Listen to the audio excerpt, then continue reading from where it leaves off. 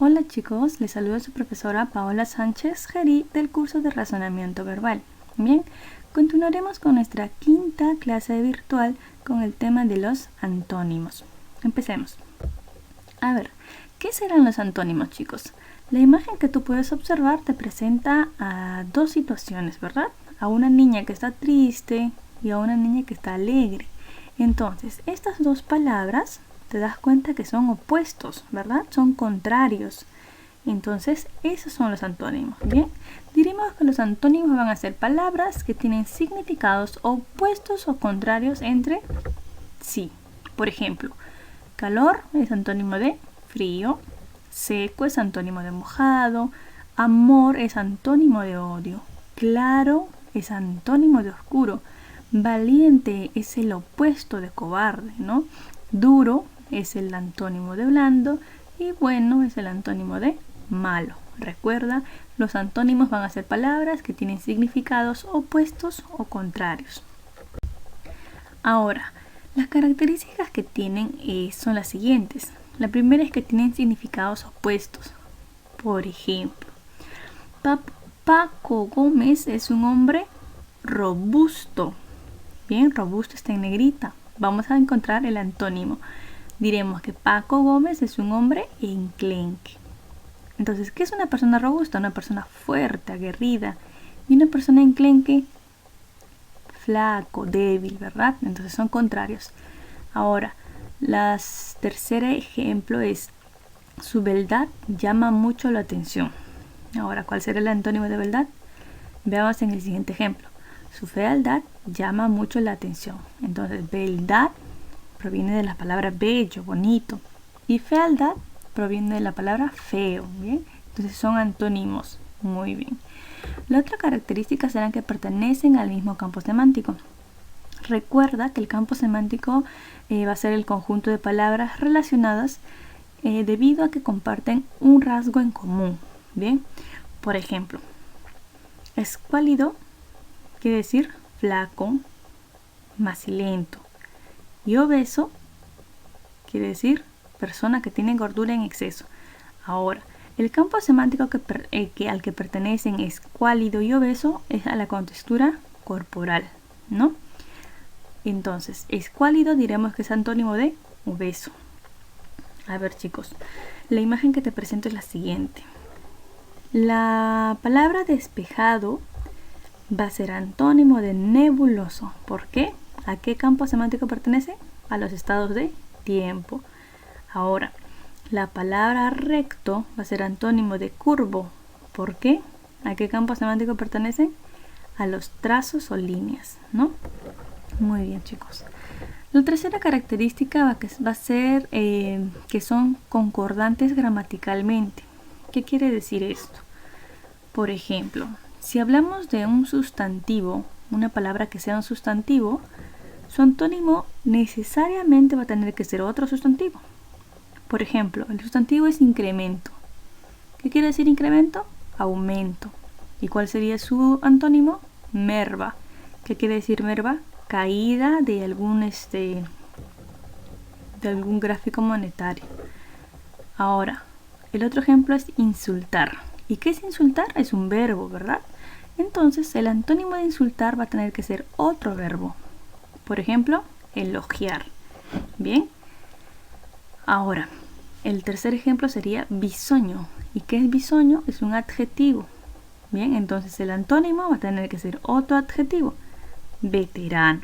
Bien, bisoño quiere decir joven y veterano, anciano. Bien, entonces son antónimos, date cuenta. Recuerda que son concordantes gramaticalmente cuando siempre concuerdan, ya sea en su categoría gramatical, si estamos hablando de sustantivos, verbos o adjetivos, y también tienen que concordar en lo que son género y número. Bien, por ejemplo, si yo te digo la casa grande, están concordando gramaticalmente. Si yo te digo la casa grandes, no estaría concordando en número, ¿verdad? Porque tu sustantivo está en singular y tu adjetivo está en plural. Muy bien. Ahora, las clases de antónimos van a ser dos, chicos. Los absolutos o totales y los relativos o parciales. Los absolutos van a tener significados totalmente opuestos. Por ejemplo, opulencia es antónimo de miseria. ¿Qué quiere decir opulencia? O una persona opulenta, que es una persona millonaria, rica, ¿no? Y ahora miseria, pues aquella persona que tal vez es pobre o está en extrema pobreza. Prólogo va a venir a ser el antónimo de epílogo. Bien, ahora egoísta es antónimo de altruista. Que es una persona egoísta, aquella que no le gusta compartir, ¿no? Es egocéntrico, solo piensa en él. Y pues la persona altruista es aquella que le gusta ayudar a los demás.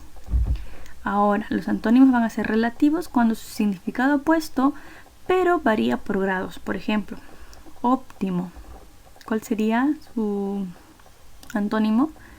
Malo, ¿no?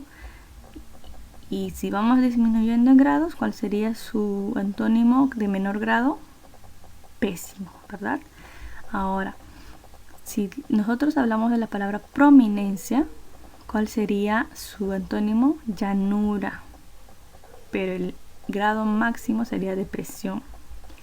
Al igual que colosal, pequeño y diminuto. ¿Te das cuenta? Ahora, senil va a ser el grado máximo. ¿Cuál sería el antónimo? Juvenil. Y el grado menor, infantil. Senil, recuerda que va a venir a ser el sinónimo de anciano, viejo. Entonces, ¿cuál sería el antónimo? Juvenil.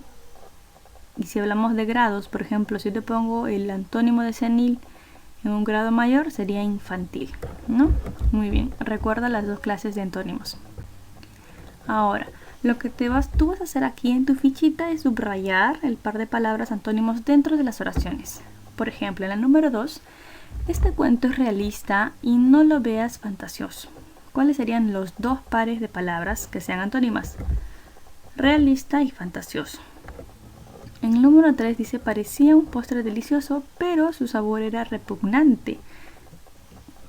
¿Cuál será el par de palabras antónimos? Delicioso. Antónimo de delicioso, repugnante. En la cuarta dice, es el templo de la sabiduría y no de la ignorancia. Nuestro primer término será sabiduría. ¿Cuál es el antónimo? Ignorancia. En nuestra quinta oración dice, es dócil en su casa, pero díscolo en el colegio. A ver, dócil, que viene a ser una persona que no habla mucho, y díscolo, pues una persona parlanchina, ¿no? Son antónimos opuestos. Y por último, se distraía con el televisor y no se concentraba en estudiar. Fácil, ¿verdad? Las dos palabras serán antónimas, distraía y concentraba.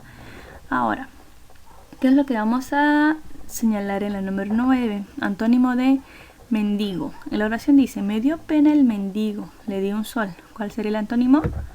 Acaudalado, ¿verdad? Ahora, en la 10 dice, salió desterrado el presidente de puesto. Antónimo, repatriado.